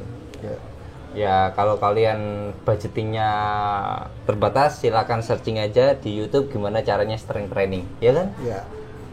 Itu sama bener, teman saya, Ican Kardus guys. Ya kalau Ican budgetnya nggak ada, ya latihan sendiri. Yes, can I help you? Just looking. Because we are in the middle of something now. Okay. Recording. Just a guess. Where are you from? Polandia. You? Excuse me? Polandia. Polandia. Okay. Polandia. You? From Jakarta. Okay. From Indonesia. Indonesia. Indonesia? Yeah, we are from Indonesia. Okay. No, I was asking like middle Java, Central Java, Eastern or Western Java. No. I'm East we are Java. Okay. Yeah. From East Java. Maybe from Banyuwangi? No, I'm from Lamongan. Lamongan. Lamongan, yeah, around 400 kilometers from Banyuwangi. Okay. Ya wes guys, kira-kira gitu aja. Terima kasih sudah menonton dari awal hingga akhir. Jangan lupa share, subscribe, dan komen. Nanti Follow ada Instagram. edisi berikutnya nggak nih? Ada. Nanti saya mau gerbek koleksi Om Bob. Hari ini kan kita tidak ngomong koleksi Om Bob. Koleksi gue sih biasa. Ya, nggak biasa aja nggak masalah yang penting itu. Oke. Terima Nice to meet kasih. you. Nice to meet you. Ada orang dari Polandia. Dadah. Nah itu tadi dari Polandia teman-teman. Nah, Sampai di Pasar Santa. dari apa? Pokoknya nanti tunggu aja season selanjutnya.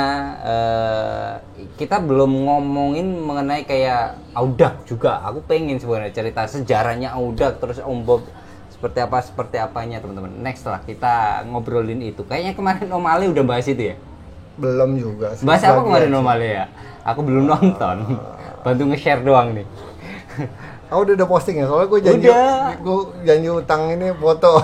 Ya kan kemarin kan ayo Om Ali tak pegangin biar tak handlingin kan enak gitu kan. Kemarin karena dia yang bagian apa jadi di YouTube-ku kan. Nanti tak pegangin ayo gitu.